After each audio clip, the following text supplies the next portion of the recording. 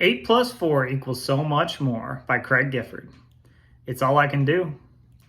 I remember hearing those words sitting at Bob Evans, a fork full of syrup-drenched pancakes at my lips. I just stared at him, knowing those words were the humblest way he could think of to say he was adopting 4 children. Dan, my friend of many years, is nothing if not a man of faith. His belief in God is the strongest of anyone I've ever met. It drives everything in his life, from his devotion to his wife, to the strength he shows his 6 sons, to the way he treats anyone he encounters.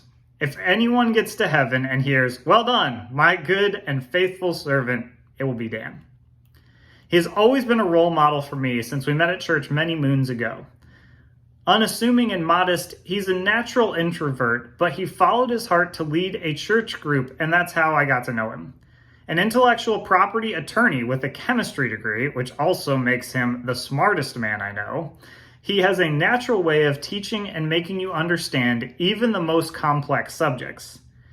And make me understand why, already with 6 boys ranging from preschool to college, he felt the need to adopt 4 more children.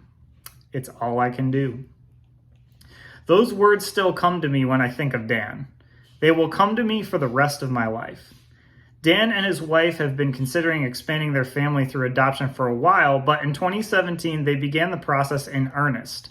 The specific details are a story within itself, but they quickly identified 4 siblings, 2 boys and 2 girls, in Bogota, Colombia, as potential candidates.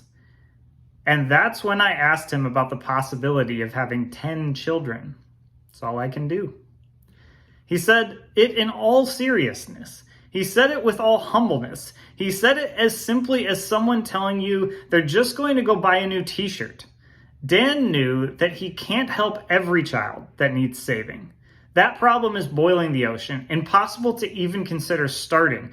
But he knew he could lift 4 in this case, out of their orphandom, out of their life in a country where so many things would be against them, out of their darkness. He knew he could lift them into the light. Dan's journey to adopt these kids has taken him down roads he probably never imagined when he started. Roads that include spending 5 weeks in Colombia to complete the adoption process and needing to buy a 15-passenger van in case his entire family went somewhere together.